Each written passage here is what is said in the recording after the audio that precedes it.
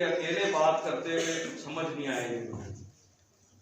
तो कलाम को यूं शुरू करते हैं। हम सब ने एक लफ्ज बड़ा आम फहम सुना हुआ है, उस लफ्ज को कहते हैं गुनाह।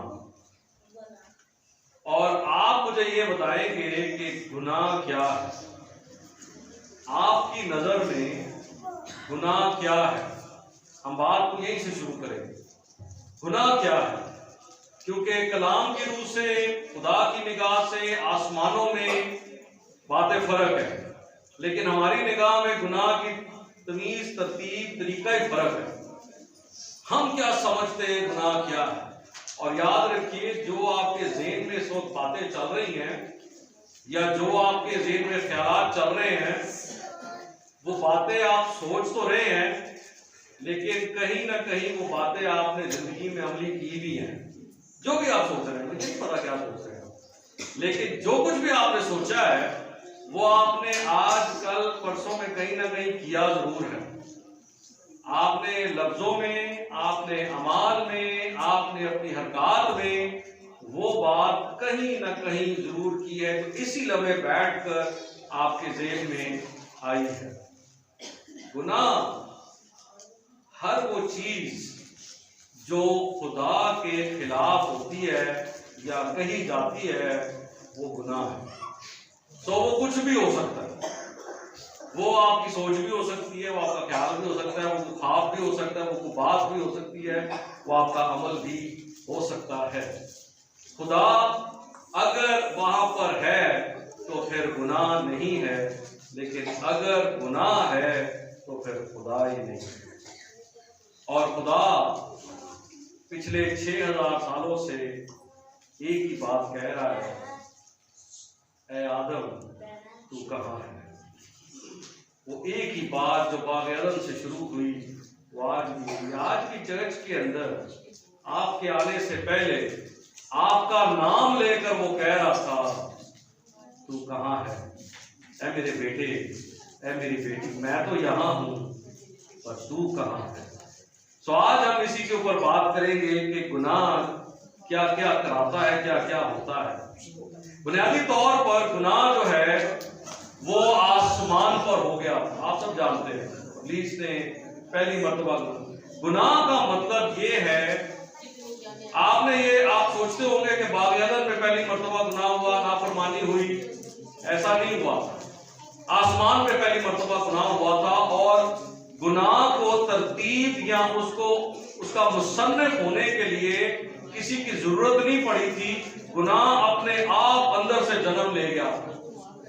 इब्लीस के अंदर जब फकर आया, इब्लीस के अंदर से बात आई, बाहर से नहीं है, अंदर से बात आई। इब्लीस के अंदर से ये बातें उठी, उसने 5 मर्तबा मैं कह दी, तो बस वहीं पर गुनाह ने जन्म ले लिया। गुनाह की अगर थियोलॉजी के अंदर बात की जाए तो इसका मतलब यह है कि खुदा की पाकीज़गी की अदम मौजूदगी, यानी पाकीज़गी जाती रहे, होलीनेस जाती रहे, तो वो गुनाह होगा। ये थियोलॉजी, फिलॉसफी की बात है। लेकिन मैं आपको आम फहम बात बताता हूं कि अगर आपने कोई भी बात कह दी या कर दी खुदा के खिलाफ, तो गुनाह हो गया। आपकी जिंदगी में एक खिलाफ पैदा हो गया। आप सब जानते हैं लूसीफर को, आप सब जानते हैं उसकी हरकतों को, लेकिन एक बात जो मैं आपको कहना चाहता हूं, कॉमन सेंस जो हमारा है, हम जिसको बातों को समझते नहीं है और इब्लीस के लिए हम बड़ी आसाइशें पैदा कर देते हैं, वो ये है कि हम गलती को कर तो देते हैं। गलती का मतलब ये है, जाने में बात हो जाए, गलती को कर तो देते हैं लेकिन उसको कबूल कभी नहीं करते।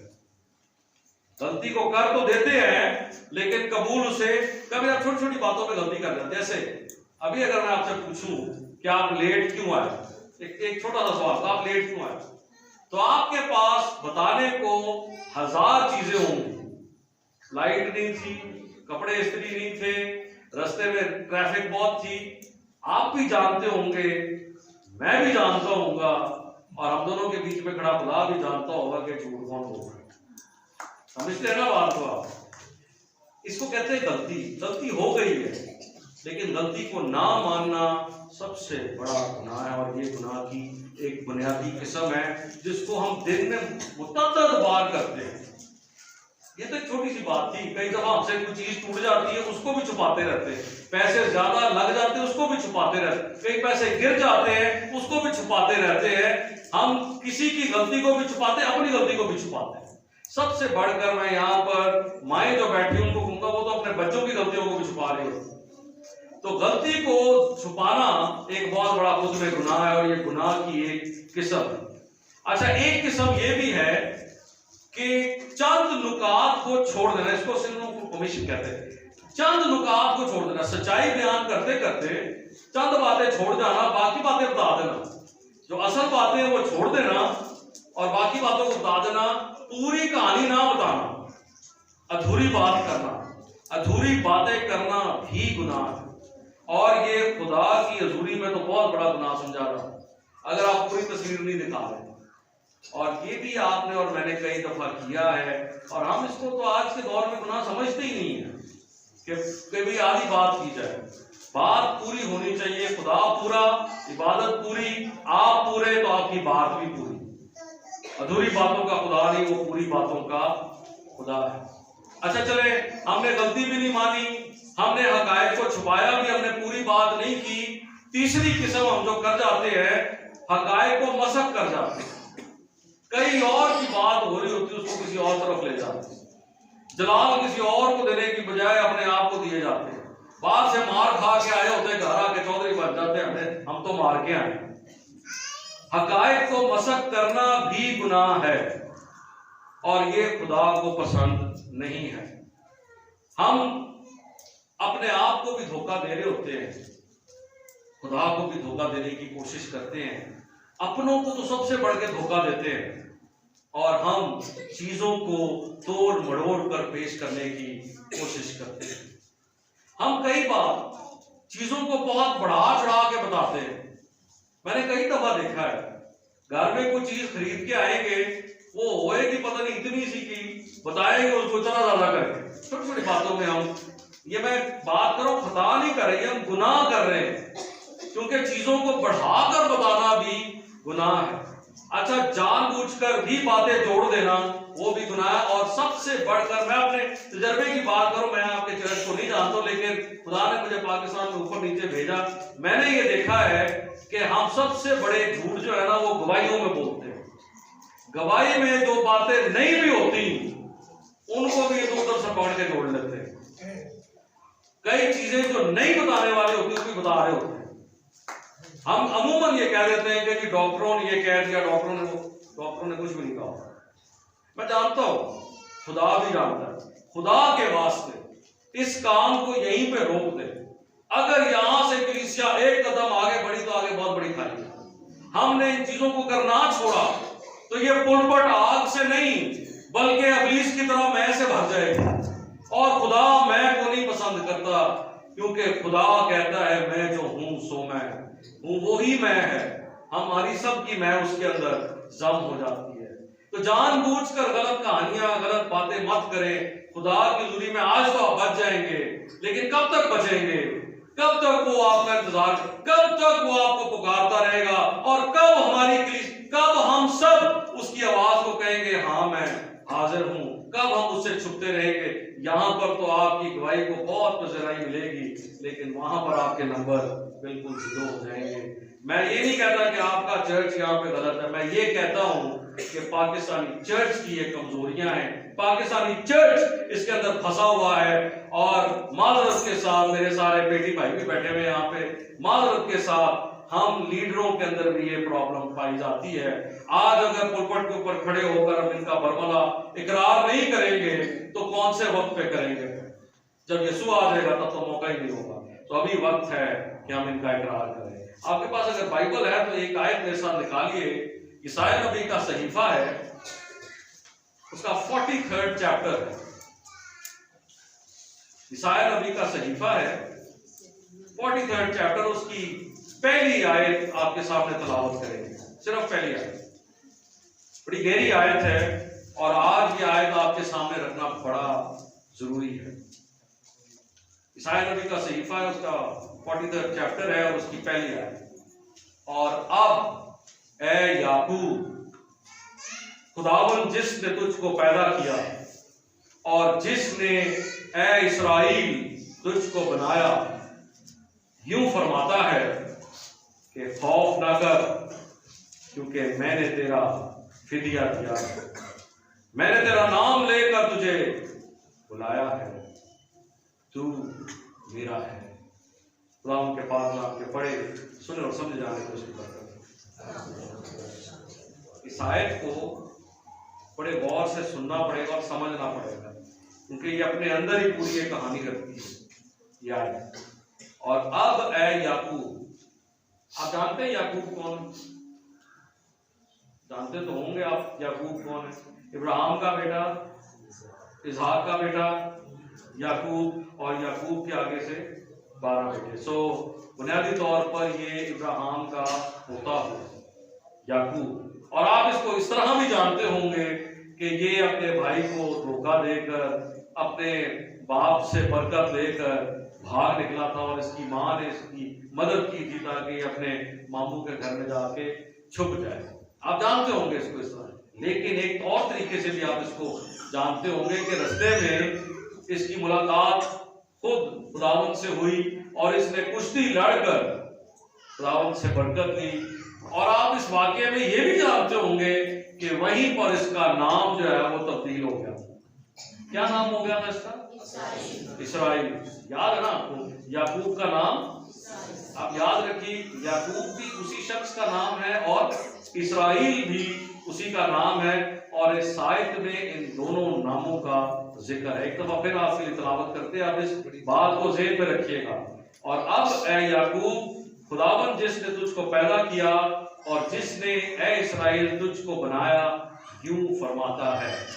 यानी एक ही शख्स से दो मर्तबा खुदावन मुखातब हो गए, एक ही शख्स से। और इस बात को आपको समझाता चलूं कि कलाम मुकद्दस में जब भी दो बार कोई चीज हो तो ये याद रखिए कि कोई नया भेद खुलने को है, कोई ना कोई नई बात होने को है। अगर आप पैदाइश में चले जाएं और पैदाइश के तीसरे बाब में आए तो वहां पर जब खुदा आदम को निकालने को था तो वहां पर भी खुदावन के ताल्लुक से लिखा है, खुदा ने उसको बाहर कर दिया और खुदा ने उसको निकाल दिया। दो मर्तबा बात की और तीसरी मर्तबा एक बड़ा भेद हमारे सामने खुलता है। और उसके फौरन बाद जो भेद खुलता है वो ये कि वहां पर जब बाहर निकाल दिया, आखिरी आयत में तीसरे बाब की आप पढ़ेंगे कि वहां पर एक चौगिर्द घूमने वाली 16 जन तलवार रखी जो उस राह की रखवाली करती थी। कौन से राह की? बाग अदन में वापस आने के। आगे आपने पढ़ा होगा, मैं आपके लिए बाइबल नहीं दोबारा खुलवाऊंगा, ये आप सब जानते हैं बातें। मैं जब इस बात को समझ रहा था आज से कुछ साल पहले तो खुदा ने मुझ पर यह जाहिर किया था कि ये जो चौगिर्द घूमने वाली 16 जन तलवार थी, ये आदम जब बाहर निकल गया था मुड़कर देखता था और उसको 16 जन तलवार नजर आती थी। और जो ही 16 जन तलवार उसको नजर आती थी उसके अंदर एक ख्वाहिश पैदा होती थी। और ख्वाहिश क्या पैदा होती थी? आप अगर यहाँ पे अंधेरा कर दें और अंधेरा करके आप यहाँ पर एक तलवार जिसको आग लगी हो चला रहे हो तो वो तो दूर से नजर आएगी, है ना? लेकिन एक और बात भी होगी, सोचिए, जहां जहां से वो जा रही होगी वहां वहां रोशनी कर रही होगी, है ना? और जहां जहां वो रोशनी कर रही होगी उस रोशनी से वो बार बार देख सकता होगा कि बागे अदन में क्या हो रहा है, उधर क्या था और इधर क्या है। सोचे, वो रोशनी उसको दिखा रही होगी कि मैं क्या छोड़ आया हूं। और वो शायद उसके अंदर ख्वाहिश, और ये ख्वाहिश बाइबल के मुताबिक इंसान के अंदर 4000 साल तक रही कि मैं वापस चला जाऊं। अपनी कोशिश करता रहा वापस जाने की, आदम भी शायद कोशिश करता हो वापस जाने की, लेकिन नहीं जा सका।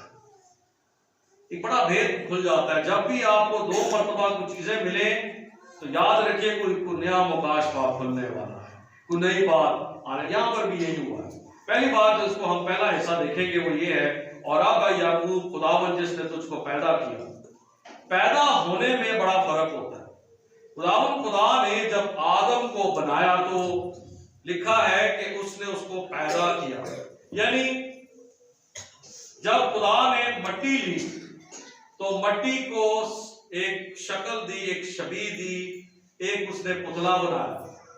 उस पुतला बनाने की हद तक के अमल को पैदा करना कह देते, सिर्फ पुतला बनाने की हद तक। और जो ही वो पुतला बना, अभी ना वो आंखें खोल सकता था, ना वो बात कर सकता था, ना वो सूंघ सकता था, ना हवा से खमसा उसके अंदर थे, ना कोई उसके अंदर हरकत थी, सिर्फ उसको पैदा किया हुआ है। और आज भी ऐसा ही होता है। आप अगर मसीही घराने में सिर्फ पैदा हुए हैं तो आपकी भी हालत ऐसी है। आपके ऊपर अगर सिर्फ मसीह का लेबल लगा हुआ है तो आपकी भी हालत ऐसी ही है जैसी आदम की थी। और अब ऐ याकूब, खुदावन जिसने तुझको पैदा, that is just the one part, ये पहला हिस्सा हुआ है, अभी कहानी मुकम्मल नहीं हुई है, ये पहला हिस्सा हुआ है। और हम इसको ऐसे समझते हैं कि हमारी कहानी पूरी हो गई, हम अपने खानदान में पैदा हो गए, हमें अपने घराने का नाम मिल गया। और नहीं भाई, आप तो सिर्फ एक मिट्टी का पुतला है।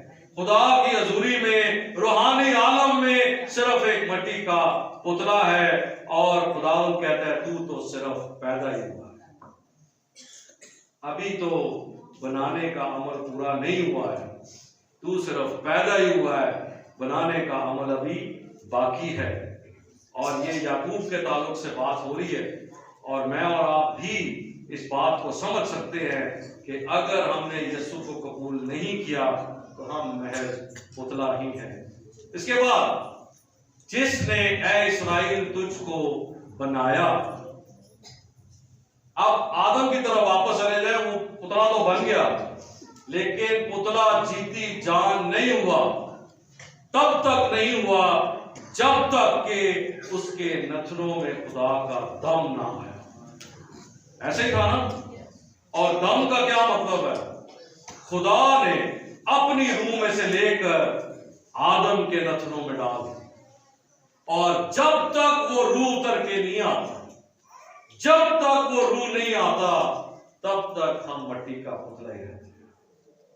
और जब वो पुतला जीती जान होता है तब खुदा का दम उसके अंदर आता है और उस दम से वो जिंदा हो जाता है और खुदा की हजूरी में बढ़ जाता है। अब उसका नाम याकूब नहीं रहता जब तक वो पुतला है, गलतियां करता है, दगा करता है, धोखे देता है।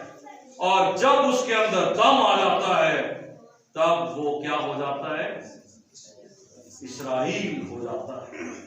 बात एक ही है, जाविये दो हैं। समझिए इस बात को। खुदावंद खुदा आपको पहले में भी पुकारता है, आपको बाद में भी पुकारता, आपके बातन को भी पुकारता है, आपके जाहिर को भी पुकारता है। और वो इसी आयत में कहता है, अब जहां पर याकूब है अपना नाम लीजिएगा, और जहां पर इस्राएल है कोशिश कीजिएगा कि अपना नाम ले सके। मैं आपके लिए पढ़ता हूं, याकूब की जगह आपने अपना नाम लेना है, मैं अपना नाम लूं। और अब ऐ आशर, बोलिए, खुदावन जिसने तुझको पैदा किया, और जिसने ऐ आशर तुझको बनाया। यहां तक बात समझ आती है? क्या आप दूसरे हिस्से तक आ चुके हैं? क्या आप दूसरी मर्तबा तक आ गए? क्या आपने रूह को बुला लिया है? क्या दम आप, खुदा का दम आपके अंदर है? याद रहे, खुदा का दम जो है वो छोटी चीज नहीं है, हर एक को नहीं मिल जाता, मुफ्त नहीं है। उसके लिए एक बड़ी कीमत चुकानी पड़ी थी, तभी तो वो दम उतर के आया था। वो दम ही तो खो गया था, आदम से वो दम जाता रहा, इसीलिए तो उसको खुदा की दूरी से बाहर निकाल दिया था। आज भी वो लोग खुदा की दूरी से बाहर है जिनके अंदर खुदा का दम नहीं है, और जो खुदा का दम रखते हैं वो खुदा से जुदा हो ही नहीं सकते, खुदा उनको बाहर जाने ही नहीं देता।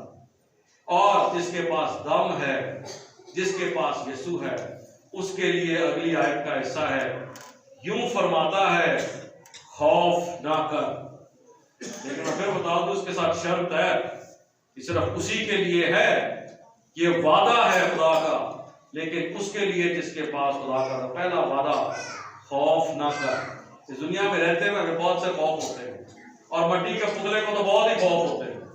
उसको अंधेरे का भी खौफ होता है, उसको मुस्तकबिल का भी खौफ होता है, उसको अगले दिन की रोटी का भी खौफ होता है, उसको क्या पहनना है इसका भी खौफ होता है, उसको आने जाने का भी खौफ, उसको अपनों से भी खौफ होता है, उसको बेगानों से भी खौफ होता है। मट्टी के पुतले को बहुत खौफ होता है, लेकिन जिसके पास खुदा का दम है वो इस खौफ से बाहर होता है, क्योंकि वो जानता है कि जिसने ये दम दिया, जिसका ये दम है, वो कहता है खौफ ना कर, डू नॉट वरी। बहुत सारी बातें यहां पे की जा सकती है, लेकिन वक्त को मद्देनजर रखते हुए मैं आगे बढ़ूंगा। खौफ ना कर, क्योंकि मैंने तेरा फिदिया दिया है। मैंने तेरा, आप जानते हैं फिदिया क्या होता है? आपको अंदाजा है फिदिया क्या होता है? क्या होता है फिदिया? इसको इंग्लिश में रैंसम कहते हैं, और उर्दू में इसका दूसरा नाम तावान के तौर पे आया है। तावान समझते क्या होता है? खुदा ना खास्ता अगर आपके घराने में से किसी को अगवा कर लिया जाए, आपका कोई अपना प्यारा आपसे छीन लिया जाए, और फिर आपको फोन आए कि इसके एवज हमें इतनी रकम दोगे तो हम ये छोड़ेंगे, उसको क्या कहा जाता है? तावान, उसको कहा जाता है फिदिया। अब अबलीस ने डाका डाला खुदा की प्रॉपर्टी पर, खुदा के अपने पर, उसको कर लिया अगवा, और फिर उसने मांगा तावान, और तावान जो मांगा वो मांगा यीशु का लहू, वो मिलेगा तो ये छूटेंगे। अब यीशु ने जो दिया वो आप सब जानते हैं, आपका और मेरा तावान था, अपने खून का आखिरी कतरा तक बहा दिया ताकि मेरा और आपका फिदिया पूरा हो सके। इसीलिए तो वो कहता है खौफ ना कर, मैंने तुझे छुड़ा लिया हुआ है, मैंने तेरा सब कुछ चुका लिया हुआ है, अब तेरे जिम्मे कुछ नहीं है। जब भी अदालत होगी तो तुझे बरी कर दिया जाएगा। खौफ ना कर, क्योंकि तू अब से पुतला नहीं रहा, बल्कि मेरे खून की वजह से दोबारा जीती जाएगा। आमीन। ओके, दूसरी बात, मैंने तेरा नाम लेकर तुझे बुलाया। What a great blessing. देखिए, हम यहाँ पे बैठे हुए हैं, हम यहाँ पर जितने भी मुंह हैं, हम सब यीशु का नाम लेते हैं ना, हम सब लेते हैं। हम इस मुल्क में जितने मसीही हैं, जितने वो दम रखते हैं, सब यीशु का नाम लेते हैं। इस दुनिया में यीशु का नाम हर जुबान में लिया जाता है, लेकिन क्या ही मुबारक बात हो कि आपका नाम खुदावंदों के खुदा की हजूरी में, फरिश्तों की मौजूदगी में आसमान पे गूंजे, आपका नाम गूंजे। ये बड़ी बात होगी, है ना? और ये बड़ी बात कैसे होगी? ये बड़ी बात तब होगी जब खुदा का रूह आप उतर के आएगा, जब आप उस रूह को बुला लेंगे और आप नए सिरे से पैदा हो जाएंगे, तब आपका नाम आसमान पे बुलंद होगा, फरिश्ते खुश होंगे, फरिश्तों के बीच में चर्चा होगा कि हाँ, ये वो शख्स है जिसने यीशु को, तो अपना चर्चा कराना आपके लिए बड़ा आसान काम है। आसमानों पे अपना इश्तिहार लगाना आपके लिए बड़ा आसान काम, अपनी मार्केटिंग करना आपके लिए सबसे बड़ा आसान काम है, सिर्फ यीशु को कबूल करना। सिंपल। आपका चर्चा आसमानों पे होगा, वहां पर खुशियां मनाई जाएंगी, फरिश्तों के बीच में आपका जिक्र होगा, खुदा तरसों के बीच में आपका जिक्र होगा, मुकद्दसीन में आपका चर्चा होगा, और किताब हयात में आपका चर्चा होगा, सुनहरी हरूफ में आपका नाम होगा। सिर्फ इतना करना है कि अपने इस पुतले के अंदर उसके दम को ले लेना है, सिर्फ। और आखिरी चीज जो इस आयत में है वो लिखा है, तू मेरा है, तू मेरा है तो ये तीन लफ्ज, लेकिन अगर कभी सोचो कि खुदावंदों का खुदा, बादशाहों का बादशाह अपने तख्त से खड़े होकर कहे, नासिर तू मेरा है, रफीक तू मेरा है। फरिश्ते खड़े हैं वहां पे, आसमानी लश्कर वहां पर, और कहे सर्वर तू मेरा है। और पाताल वहां पे बैठा और कह रहा हो खुदावंदों का खुदा, बादशाहों का सुनील तू भी मेरा है। आपका नाम लेके खुदा पुकारे, कैसा लगेगा? यहां पर तो कोई सदर आपका नाम ले ले तो चर्चे बन जाएंगे। खुदावंदों का खुदा तख्त से उठकर कह दे तू मेरा है, फरिश्ते वहां पर रुक जाएंगे, फरिश्तों के मुंह से बातें निकलेंगी और आवाज का ये किसके बारे में बात हो रही है? ये कौन है जिसके बारे में बादशाहों का बादशाह उठकर कहता है तू मेरा है? सोचिए थोड़ा इस बारे में, ख्याल ख्याल कीजिए कि आपको किस लेवल पर खुदा ने रखा, किस दर्जे पे वो लेकर आना चाहते। हम कहां पर, हमारी सोचें कहां पर, हमारे ख्यालात, हमारे अमाल कहां, हम कहां रह गए? खुदा कहता है ऐ मेरे बेटे, ऐ मेरी बेटी, तू कहां है? तू कहां रह गया? मैं तो तेरा चर्चा जमीन पर भी करना चाहता हूं, आसमान पे भी करना चाहता हूं। तू मेरा है, कहां रह गया? तू आजा वापस, मैं अपना दम तुझे देना चाहता हूं, मैं तुझ में रहना चाहता हूं, मैं तेरे साथ बैठना चाहता हूं। तू कहां रह गया है? आज आपको ढूंढता फिरता है खुदा, आज उसकी निगाहें आपको ढूंढती फिरती है। आइए, लौट के आइए, गुनाह को छोड़िए, गलतियों को छोड़िए। वो माफ कर देने वाला खुदा है, वो बख्श देने वाला खुदा है। तू मेरा है। मैं एक छोटी सी कहानी आपके सामने रखना चाहता हूं। एक बच्चा था, उसने अपने बाप के साथ जिद लगा ली कि मुझे एक कश्ती बनानी है, और कश्ती भी ऐसी बनानी है जो लुक लाइक हो, यानी रियल कश्ती हो, कागज की कश्ती नहीं मुझे बनानी। कोई छोटी कश्ती हो, मिनिएचर हो, बड़ी कश्ती की तरह की छोटी हो, जो कोई देखे उसको कहे हाँ ये असल लगती है। तो उसके बाप ने कहा इसके लिए तो बड़ा पैसा चाहिए हो, मेरे पास उतना पैसा नहीं है। तो बेटे ने कहा आप इकट्ठे पैसे मुझे ना दो, थोड़े थोड़े करके देते, जो मैं थोड़ा थोड़ा काम करता हूँ उसमें। तो बाप मान गया, जितने पैसे थे उस बाहर गए दोनों बाप बेटे, जाके जितना भी मटीरियल था, लकड़ी खरीदी उन्होंने, उनको पेच कील वगैरह खरीदे और लेकर आए, और बड़े शौक से दोनों ने बनाना शुरू किया। रोज शाम को बाप भी काम से आता, बेटा भी स्कूल से आता, रोज शाम को बैठते और वो लकड़ी से कश्ती बनाना। 2 माह लगे उनको मुतवातर मुसलसल मेहनत करते हुए, चीजें इकट्ठे करते हुए, मोहब्बत से चीजें खरीदी, थोड़ा थोड़ा आहिस्ता आहिस्ता तिनका बतिनका करके चीजें आई और उन्होंने वो कश्ती तैयार करना शुरू कर दी। आखिर में जब कश्ती तैयार हुई तो उसको पॉलिश किया उन्होंने, खूबसूरत लैकर लगाया, उसको चमक आई उसके अंदर। तो बाप ने बेटे से कहा तू इस तरह कर, एक काम कर, इस कश्ती के नीचे ना अपना नाम लिख दे। तो बेटे ने उसके नीचे अपना नाम भी लिख दिया, और वो रोज शाम को आते उस कश्ती को देखते और उसको निहारते। क्या बात है, हमने कितने, बेटा बाप की तारीफ करता, बाप बेटे की तारीफ करता, क्या बात है, क्या चीज बनाई हमने, और चले जाते। फिर उन्होंने सोचा कि हमने चूंकि इसको असल की तरह बनाया है तो इसको असल की तरह काम भी तो करना चाहिए, तो क्यों ना इसको टेस्ट किया जाए, इसको पानी में उतार देते हैं, तो देखते हैं कि ये कैसे चलता है। दोनों बाप बेटे ने एक दिन मुकर्रर किया, उन्होंने कहा कि चलो एक दिन हम इसको कश्ती को पानी में उतार दें। हुआ यूं कि जिस दिन उन्होंने उतारने का सोचा उस दिन बड़ी बारिश हुई। बाप भी भाग के आया दफ्तर से भीगा हुआ, बेटा भी स्कूल से वापस आया, दोनों बैठ गए सोचने के लिए कि अब क्या करें, बारिश बड़ी हो गई, पानी में उतारें या ना उतारें। तो दोनों ने मिलकर फैसला किया भाई उतार तो देना चाहिए, टेस्ट तो करना चाहिए। तो साथ ही अगली गली में उनके नदी थी, फैसला हुआ वहां पर कश्ती को उतारा चाहिए। तो बाप ने क्या किया, कश्ती का एक किनारा लेकर उसको डोरी से बांधा और दूसरा बेटे के हाथ में बांध दिया, और उन्होंने पानी में उसको उतार दिया। अब जैसे जैसे बेटा चलता वैसे वैसे कश्ती चलती, जहां जहां कश्ती जाती वहां वहां बेटे का हाथ जाता, और कश्ती बेटे के हाथ से बंधी हुई थी।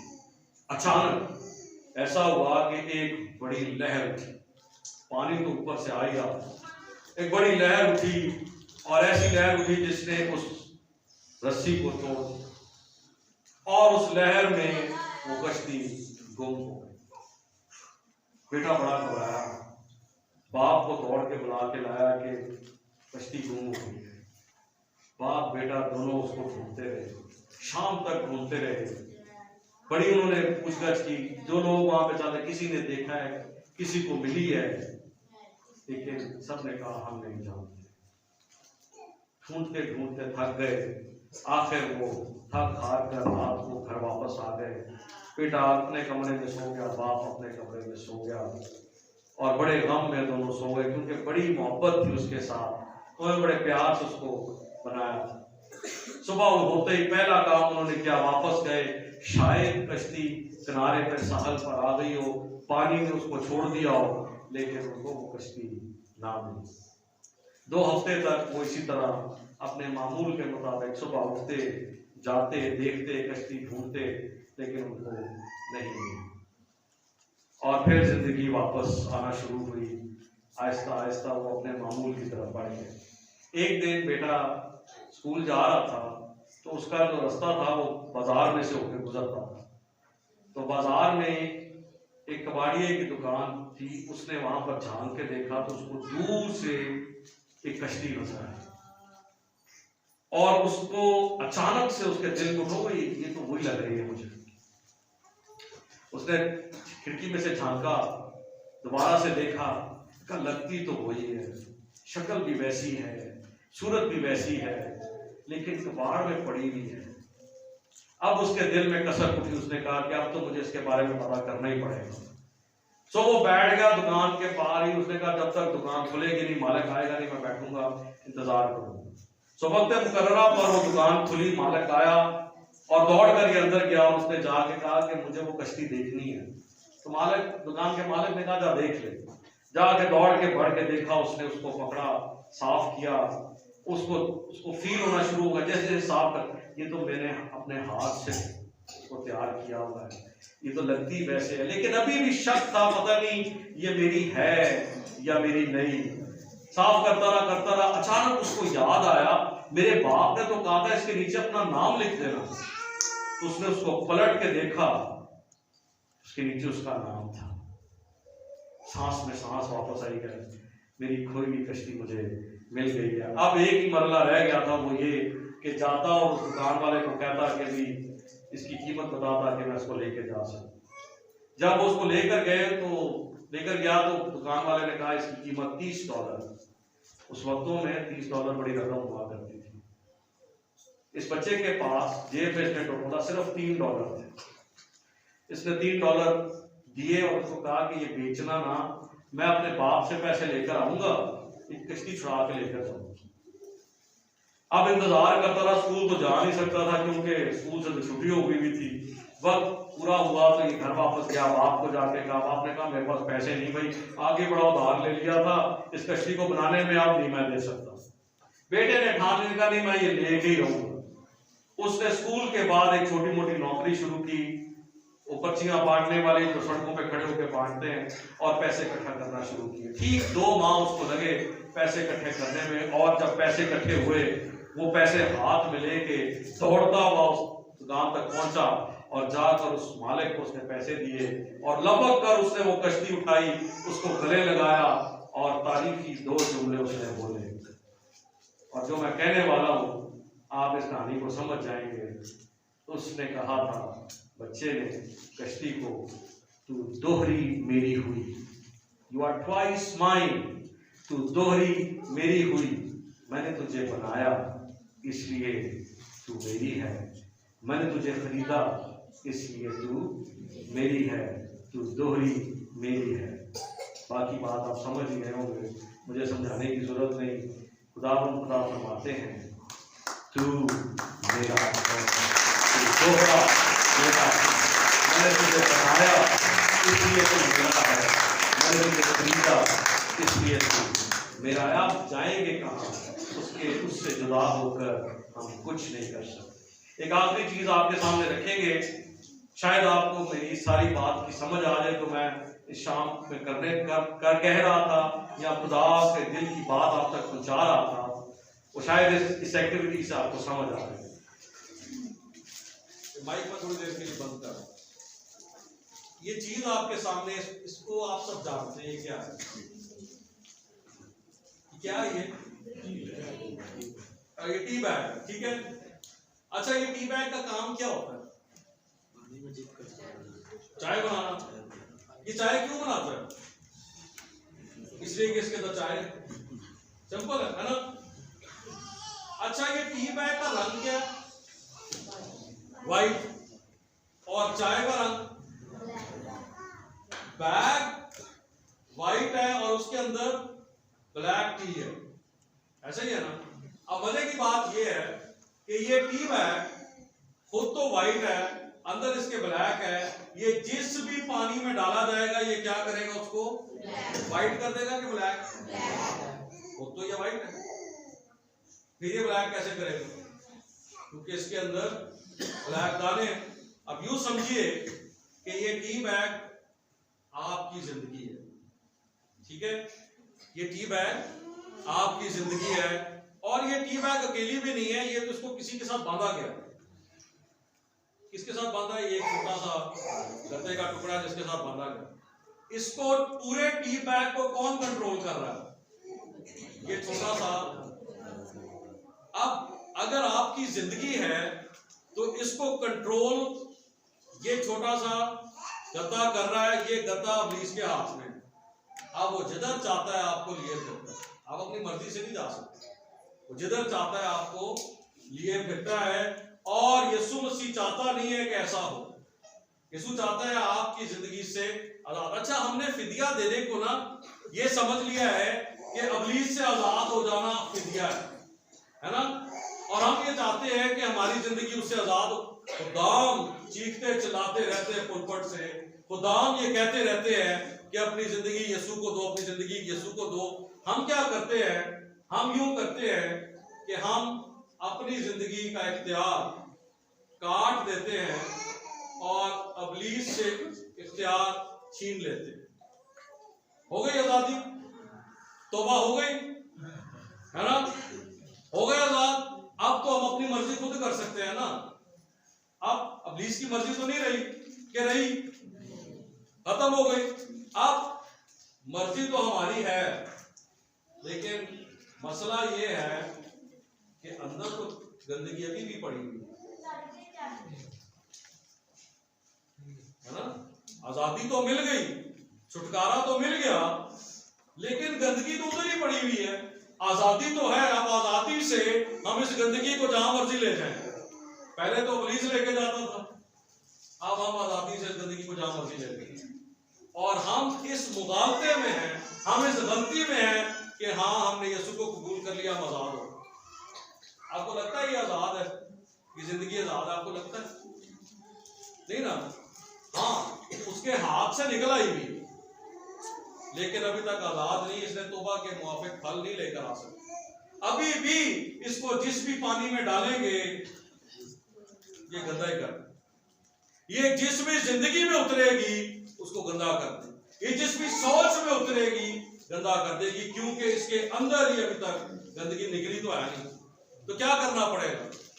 अगर तौबा का अमल पूरा करना है तो महज इब्लीस के हाथों से आजाद नहीं होना, अगला काम भी तो करना पड़ेगा। क्या होगा?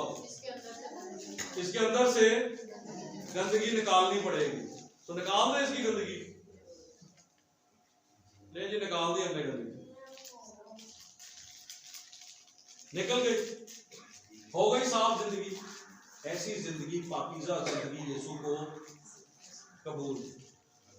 अब ये जिस भी पानी के अंदर जिस भी चीज में उतरेगी उसको गंदा नहीं करेगी, बल्कि उसको अपनी तरह साफ कर दे। अब सवाल मेरा आपसे ये है, आप कौन से दर्जे पे पहुंचे हो? आप सिर्फ काट के कर रहे हैं अपने आप को और अपने अंदर ही गंदगी, पुरानी जिंदगी, पुराने ख्यालात लेके कर रहे हैं, या क्या आपने नई इंसानियत को अपना भी लिया है? अपने अंदर से पुरानी चीजें निकाल दी। इसीलिए तो यीशु ने कहा था कि पुरानी मशकीजों में नई पैबंद नहीं लगानी और नई मशकीजों में पुरानी पैबंद नहीं लगानी, तो वरना क्या होगा, मशके और मैं बह जाएगी, दम जो है वो निकल जाएगा। अगर तो आप पहले दर्जे पर हैं और आपने सिर्फ इख्तियार ही जो है वो अबलीस से लिया हुआ है, तब तो आप बहुत बड़ी गलती में हैं। और अगर आपने अपने आप को इस दर्जे पर पहुंचा लिया है, तब आप शामिल लोग हैं, तब आप कायम हो सकते हैं। अच्छा, एक बात और बताता चलूं, हम ये गीत गाते हैं, हवा से उड़ जाना है, यीशु ने जदों आना है। हमारा एतकाद भी है यीशु जब बातों की बारी करके आएगा तो हम उड़कर उसका इस्तकबाल करेंगे। अब मुझे ये बताइए कि जब तक ये गंदगी हमारे अंदर है, अब तो इतने भारी हो गए हुए हैं, क्या हम उड़ के उसका इस्तकबाल कर सकेंगे? सिर्फ यही है जो उड़कर उसका इस्तकबाल कर सकते। अच्छा, एक और बात बताता चलो, जब तक गुनाह आपकी जिंदगी में है, चाहे आपने इख्तियार अबलीस से ले लिया हुआ है, रूह की आग नहीं आ सकती। रूह की आग नहीं आ सकती। रूह की आग तब आएगी जब ये खाली हो जाए। रूह की आग इस पे तब आएगी जब ये अपने आप को खाली कर दे। लगाए इसको आग, इसको आग लगाएंगे। अगर हम इसको आग लगाएंगे तो ये रूह की आग में जलेगा। लेकिन एक और बड़ा काम होगा, जो शख्स रूह की आग में जलेगा वही शख्स उड़कर उसका इस्तकबाल करेगा।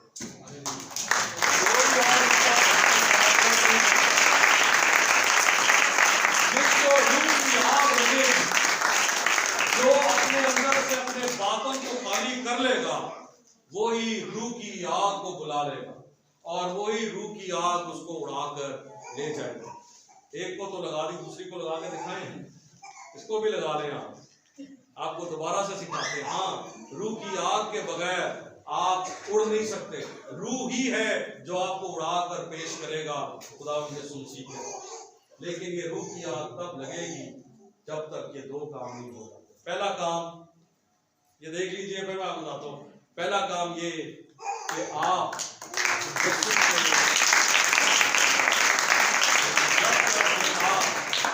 जब तक कि आप यीशु को अपना इख्तियार नहीं देते, अबलीस से इख्तियार नहीं लेते, जब तक कि आप अपने अंदर से इन गलतियों को, अब कुछ देर पहले ये पैगाम शुरू करने से पहले मैंने कुछ आइडेंटिफाई कर दी थी कि गलतियां ऐसी ऐसी आप कर जाते। जब तक आप गलती का इकरार नहीं करेंगे, जब तक आप अपनी बातों को मशक करना नहीं छोड़ेंगे, जब तक आप नई चीजों को जोड़ नहीं देंगे, जब तक ये बातें आपकी जिंदगी से नहीं निकलेंगी, तब तक आपको यीशु लेने नहीं आ सकते। और अगर वो आ गया तो हम उसके साथ जा नहीं सकते। तो मैं आज आपको चैलेंज देता हूँ, खुदावन के पुलपट पे खड़े हो, खुदावन की हज़ूरी में होते हो, खुदा का खादम होते हुए आपको चैलेंज देता हूँ। अगर आपकी जिंदगी में कोई गुनाह है तो अभी मौका है, छोड़ दीजिए। जब वो आ गया तब मौका नहीं रहेगा। जाने दीजिए ताकि रूह आपको उड़ा के लेके जा सके, ताकि आपकी बातों की समझ। आइए अपने सरों को झुकाएं, अपनी आंखों को बंद करें। हम खुदा को कहेंगे, आज हमें आजमा ले, हमारे बातन को आजमा ले, हमारे जाहिर को आजमा ले। आइए आज हम उसके आगे अपने दिल को खोलेंगे। दाऊद इतना बड़ा बादशाह होते हुए कहता है खुदावंद की हज़ूरी में मैं मन्नागा अपने गुनाह के कसूर। आइए वो बादशाह होकर अपने गुनाह और कसूर मानता है तो हमें भी मानना